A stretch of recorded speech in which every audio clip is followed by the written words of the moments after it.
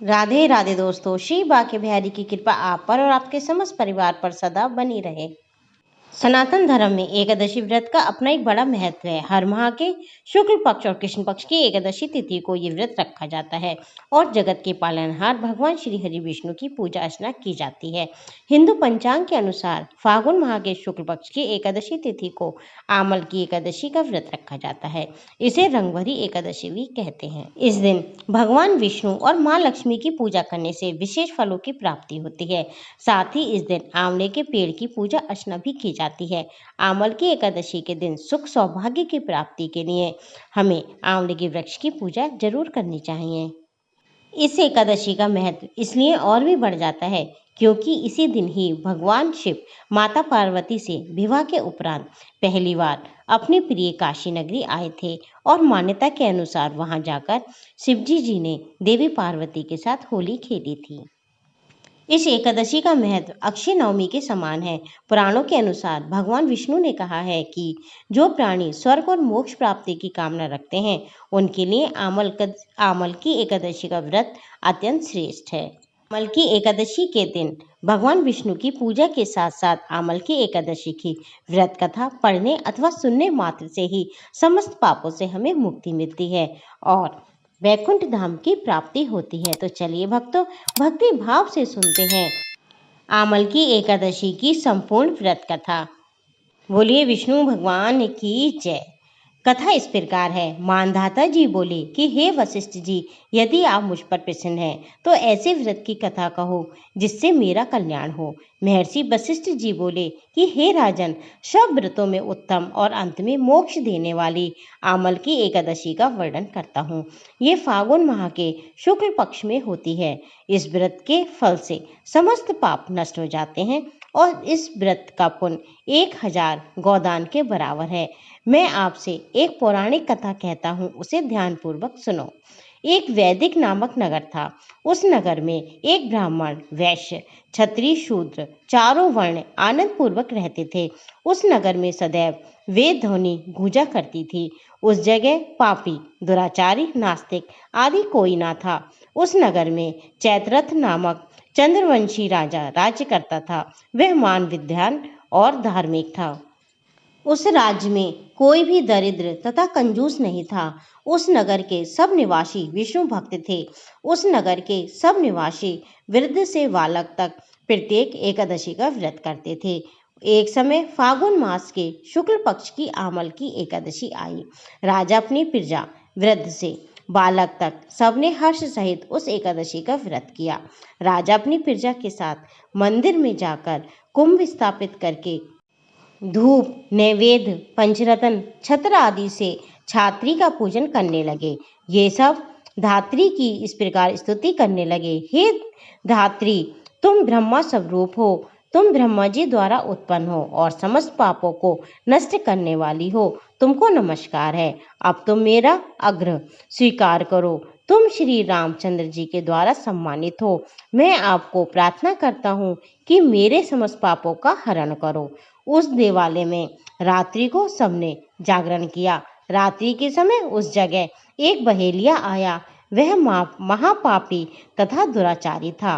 अपने कुटुंब का पालन वह जीव हिंसा करके करता था। वह भूख प्यास से अत्यंत व्याकुल था।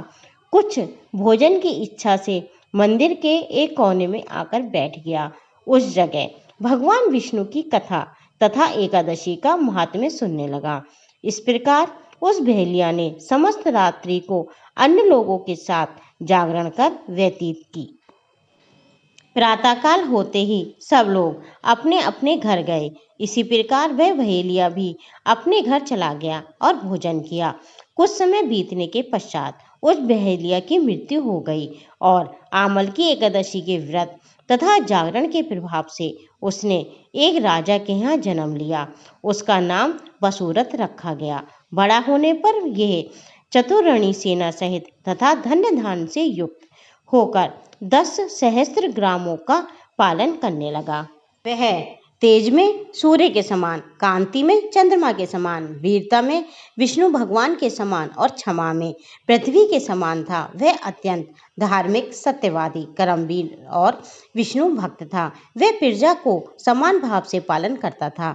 वह सदैव यज्ञ किया करता था। दान करना उसका नित्य का कर्तव्य था। एक दिन वह राजा शिकार खेलने के लिए गया।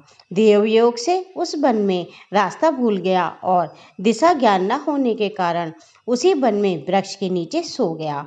उसी समय पहाड़ी डाकू वहां आए और राजा को अकेला देखकर उस पर मारो मारो का शब्द करके टूट पड़े।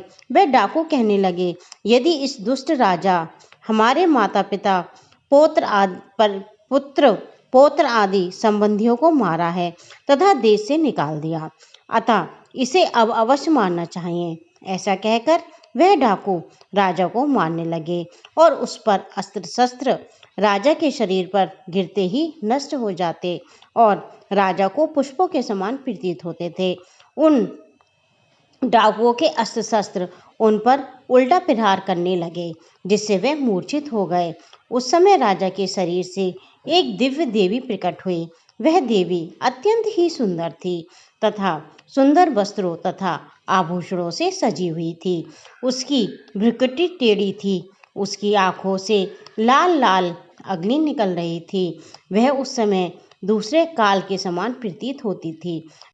वह उन डाकुओं को मारने के लिए दौड़ी और समस्त डाकुओं को मार के गिरा दिया। जब राजा जगा तो इन डाकुओं को मरा हुआ देखकर सोचने लगा कि इन शत्रुओं को किसने मारा है। जब वह राजा ऐसा विचार कर रहा था, तभी एक आकाशवाणी हुई कि हे राजन, इस संसार में भगवान विष्णु के अतिरिक्त तेरी कौन रक्षा कर सकता है। इस आकाशवाणी को सुनकर राजा अपने नगर को वापस आ गया और सुखपूर्वक राज्य करने लगा। महर्षि वशिष्ठ जी बोले कि हे राजन, यह आमल की एकादशी के व्रत का प्रभाव था। जो मनुष्य इस आमल को एकादशी का व्रत करते हैं, वे प्रत्येक कार्य में सफल होते हैं और अंत में विष्णु लोक को जाते हैं। बोलिए विष्णु भगवान की जय। ये थी आमल की एकादशी व्रत कथा। अब आप सुनेंगे आंवले के पूजन का महत्व। पद्म पुराण के अनुसार इस दिन भगवान विष्णु मां लक्ष्मी के साथ साथ आंवले के वृक्ष की पूजा का खास विधान है, क्योंकि इसी दिन षष्ठी के आरंभ में सबसे पहले आंवले के वृक्ष की उत्पत्ति हुई थी। आंवला वृक्ष भगवान विष्णु को अत्यंत प्रिय है। इसके स्मरण मात्र से गोदान का फल मिलता है। स्पर्श से दुगना और फल खाने से तिगुना फल प्राप्त होता है।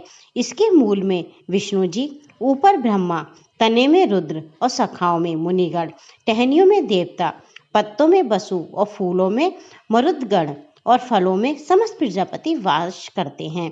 अतः ये सब पापों को हरने वाला परम पूज्य वृक्ष है। इस दिन आंवले के पेड़ के नीचे बैठकर भगवान नारायण की पूजा करने से 1000 गोदान के समान पुण्य की प्राप्ति होती है।